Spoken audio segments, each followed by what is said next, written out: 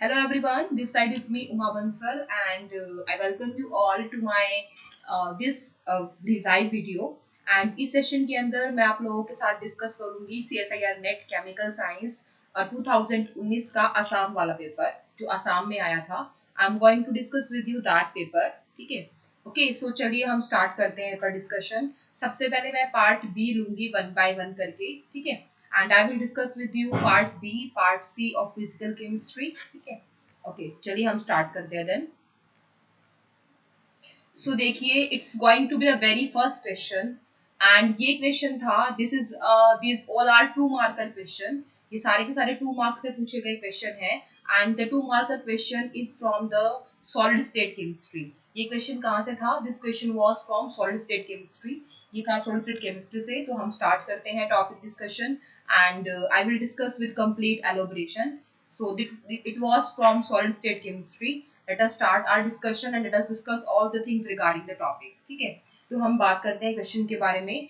अब देखो क्या है, क्या क्वेश्चन था। इन अ cubic crystal what will be the interplanar distance of 111 planes showing that first order reflection at 2 theta of 60 degree when copper K alpha X-rays having lambda 1.54 angstrom were used। ठीक है, अब क्या बोल रहा है, इंटरप्लेनर डिस्टेंस निकालना है triple one planes का जो फर्स्ट ऑर्डर रिफ्लेक्शन शो कर रहे हैं। तो आप देखो पहले क्या गिवन है, मुझे एच के और एल का वैल्यू गिवन है। First of all we have given the value of H K L that is 111। ठीक है, नेक्स्ट बात करते हैं, हमें और क्या गिवन है, showing the first order reflection. Order given है कितना, 1 गिवन है। ठीक है, we have given the order is 1 and उसके बाद हमें गिवन है व्हाट, ठीक है, we have given the 2 theta value is equal to 60 degree. 2 theta value कितना गिवन है, 60 गिवन है। थीटा कितना हो जाएगा, 30 डिग्री। ठीक है, ओके अब पहले सबसे पहले काम आप ये किया कीजिए, जो गिवन हो उसको आप इकट्ठा लिख लो सारा। ठीक है, जो गिवन है। अब आपसे पूछ क्या रहा है, he is asking from you interplanar spacing. तो आप क्या करोगे, आपको डी निकालना है। ठीक है, you have to calculate d, जिसे हम क्या बोलते हैं, इंटरप्लेनर स्पेसिंग। तो चलिए हम देखते हैं हम कैसे डी को कैलकुलेट करेंगे। How will we find out the d. ठीक है, हम डी को कैसे निकालेंगे। Okay let's talk about that, d कैसे निकालेंगे हम। तो देखो डी के मेरे पास दो फॉर्मूले होते हैं। पहला फॉर्मूला होता है d is equal to a upon under root of x square plus k square plus l square. और ये जब है जब क्यूबिक क्रिस्टल हो। ठीक है, the formula that we use is for the cubic crystal which we are using. ये किसके लिए, क्यूबिक क्रिस्टल के लिए है। जो मैं क्यूबिक क्रिस्टल जब मैं बात कर रही हूँ, जब मैं क्यूबिक ले रही हूँ, तो उसके लिए फॉर्मूला हम यूज करते हैं। ठीक है, we are using this formula for a cubic crystal. तो अब वो क्या है, देखो मुझे लेकिन ए का वैल्यू गिवन नहीं है, तो that's why I can't apply the formula. तो मैं अब सेकंड जाती हूँ। सेकंड हम कौन सा यूज करेंगे, मेरा ब्रेग्स लॉ का फॉर्मूला। ठीक है, my Bragg's law that is equal to n lambda is equal to 2d sin theta. ये फॉर्मूला होता है मेरा, n lambda is 2d sin theta. तो अब देखिए एन का वैल्यू कितना गिवन है, ऑर्डर का 1। लैम्डा कितना गिवन है, लैम्डा इज गिवन 1.54 एंगस्ट्रॉम। दिखाई दे रहा होगा ये रहा। ठीक है, it is given 1.54 angstrom is equal to 2d sin theta. ठीक है, d मुझे निकालना है, sin थीटा का कितना गिवन है, 2 थीटा का वैल्यू 60 डिग्री गिवन है। थीटा कितना हो जाएगा, 30 डिग्री। और साइन 30 कितना होता है, साइन 30 वैल्यू तो आपको याद ही होंगी, साइन 30 इज 1/2। तो 2 into D into 1/2 will be 1.54 angstrom. ठीक है, तो यहाँ से क्या होगा, कट जाएगा, डी भी कितना आएगा, 1.54 angstrom and that will be the answer here which is option B. ठीक है, तो बहुत ही सिंपल क्वेश्चन था ये। ठीक है, that is from solid state chemistry, 2 marks में था। ठीक है, तो अब असम के पेपर का नेक्स्ट क्वेश्चन करते हैं। ठीक है, now see the next question for now. The repeated measurements of a melting point of a solid gave values 195, 205 and 210 degrees Celsius. The actual melting point of the solid is 200 degrees Celsius. The percentage of relative error in the average experiment is close to। ठीक है, अब मुझे तीन जो मेरी measurement की गई थी, मान लो मैंने एक मेजरमेंट की ए, एक मेजरमेंट की बी और एक सी की। तो एक ए की मान लो, एक बी की, मैंने एक सी की। तो ए की वैल्यू 195 गिवन है, बी की 205 गिवन है और सी की 215 गिवन है। पहले मैं क्या निकाल लेती हूँ, इनका एवरेज निकाल लेती हूँ। Let's calculate the average value. ठीक है, मैंने क्या निकाल लिया, एवरेज वैल्यू कितना आएगा, 195 प्लस 205। ठीक है, थोड़ा क्लियरली लिखती हूँ, that will be 195 plus 205 plus 215 by में 3। ठीक है, तो that will comes out to be 610/3। ठीक है, इतना आ गया। अब मुझे क्या निकालना है, we have to calculate the percentage relative error. ये डाटा एनालिसिस का क्वेश्चन है, बिल्कुल बेसिक क्वेश्चन है, तो आपको जनरली भी आता होगा। तो ये क्या होती है, एक्चुअल वैल्यू जो होती है, एक्चुअल वैल्यू और जो मुझे एक्सपेरिमेंट्स की एवरेज वैल्यू मिली। ठीक है, बाय में एक्चुअल वैल्यू इनटू में 100, that's how we will calculate it. तो एक्चुअल वैल्यू मेरी कितनी है, the actual value is given, कितना गिवन है, the actual melting point of salt is 200 degree Celsius. ठीक है, ये कितना गिवन है, 200 गिवन है। एवरेज वैल्यू कितनी आई, 610 बाय में 3। एक्चुअल वैल्यू कितनी है, 200 इनटू में 100। ठीक है, ओके। अब इसका एलसीएम ले लो एंड कैलकुलेट द क्वेश्चन। क्या आ जाएगा, it will be 10 by 600 into 100। ठीक है, एलसीएम लेंगे 600 माइनस, सॉरी 600 600 माइनस 610। ठीक है, okay fine, that's how we will calculate the question. ठीक है, ओके फाइन। तो that's how we will do solve the question and we will got the answer. मैंने कुछ गलती तो नहीं किया, 200 400 दैट विल बी 210 है, ये 610। ओके, तो that's how we will do the question. और कितना आ जाएगा, it will comes out to be 10/6। ठीक है, 10/6 आ जाएगा and that's how we can calculate the answer from it. ठीक है, ओके, बात आया समझ में, कोई प्रॉब्लम है यहाँ तक तो आप कर सकते हैं। ठीक है, okay, the average percentage error कितना हो जाएगा। ठीक है, ओके, ये एक्सपेरिमेंट, अच्छा मैंने उल्टा लिख दिया, experimental value minus average value होगा। ठीक है, I have written up this, उल्टा लिख दिया मैंने, मेरे को मैं नेगेटिव में क्यों आ रहा है। ठीक है, fine, experimental value minus actual value by में एक्चुअल वैल्यू इनटू 100। ठीक है, तो that's how we will calculate it. ये उल्टा हो जाएगा, बस कोई दिक्कत नहीं है। तो क्या होगा, 610 बाय 3, 610 by 3 minus क्या होगा, 200। ठीक है, that's how it will give you answer 10/6 which is equal to 1.7%। कितना आ जाएगा, 1.7%। ठीक है, that's how you can do the question and ये question था from the part data analysis। ठीक है, data analysis का था ये, बिल्कुल बेसिक क्वेश्चन।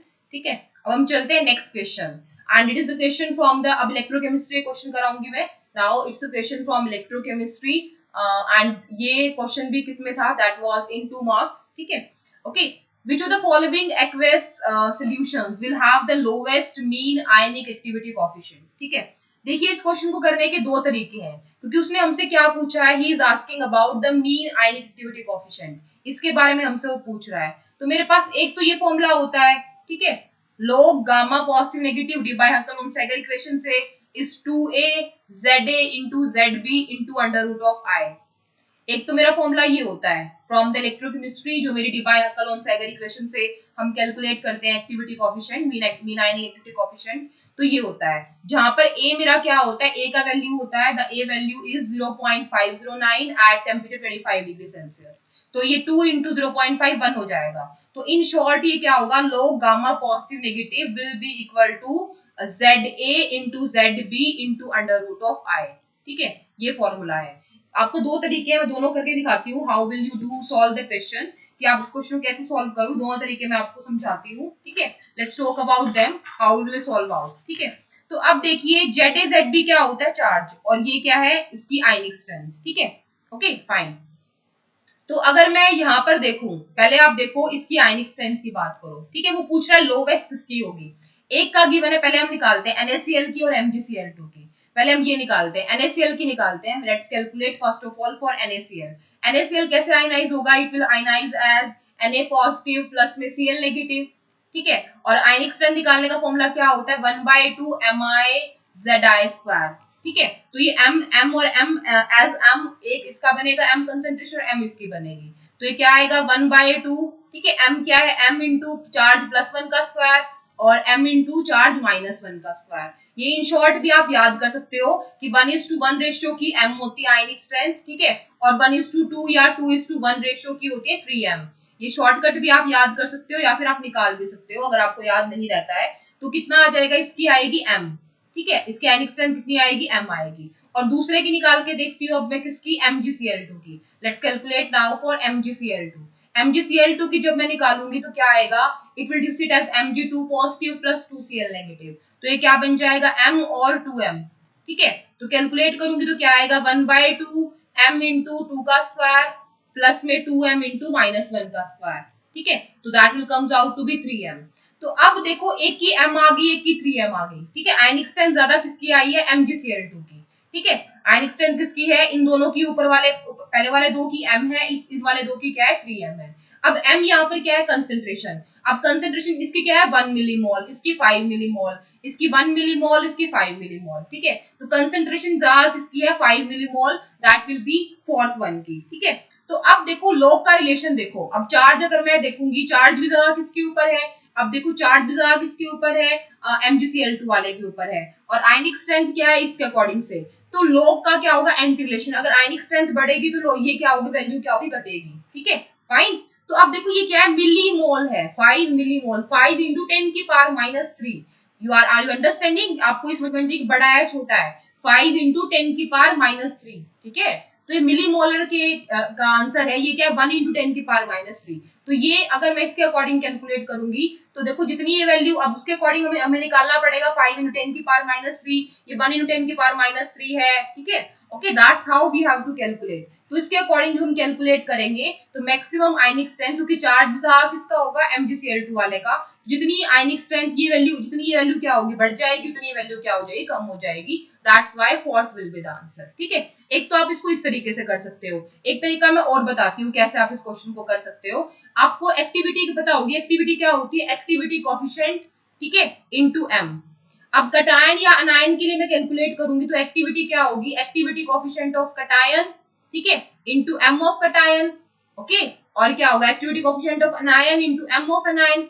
अब यहाँ पर अगर मैं देखूंगी तो मेरा एक जनरल फॉर्मूला होता है एक्टिविटी का, activity is equal to activity coefficient of cation and anion की पावर x प्लस वाई, ठीक है। अगर ये फॉर्मूला किसके लिए होता है, कोई भी मैंने सॉल्ट लिया है किस टाइप का, MXNY टाइप का कोई भी सॉल्ट है जो ऐसे टूट रहा है, My positive, XMY positive plus YNX negative, ठीक है, इस तरीके से जो टूट रहा है उसके लिए फॉर्मूला होता है activity is equal to x की पावर x, y की power y into activity coefficient, mean activity coefficient into m की पावर x प्लस y। ये एक शॉर्ट फॉर्मूला है, शॉर्टकट है, सीधा आप याद कर सकते हो टू कैलकुलेट द एक्टिविटी। तो यहाँ से अब देखो, अगर NaCl के लिए निकालोगे, MgCl2 के निकालोगे, तो आपको क्या निकालना है, एक्टिविटी कोफिशिएंट के बारे में बताना है। एक्टिविटी कोफिशिएंट की पावर x प्लस वाई क्या हो जाएगा, एक्टिविटी x की पावर x, y की पावर y, और क्या है, m की पावर x प्लस वाई। तो अब यहाँ पर देखो x क्या है, चार्ज, x और y यहाँ पर क्या रिप्रेजेंट कर रहे हैं, चार्ज रिप्रेजेंट कर रहा है, तो ये क्या है, इनवर्सली प्रोपोर्शनल। अगर ये टर्म बढ़ेगी तो ये टर्म क्या होगी, घट जाएगी। तो आप किसी भी तरीके से इसको सॉल्व आउट कर सकते हो, you can do make use of any of them, ठीक है। तो that's why fourth will be the answer, क्या आएगा, fourth will be the answer, ठीक है। Okay, it have the lowest value. I hope you got the point, ठीक है। Okay, तो अब करते हैं मेरा नेक्स्ट क्वेश्चन।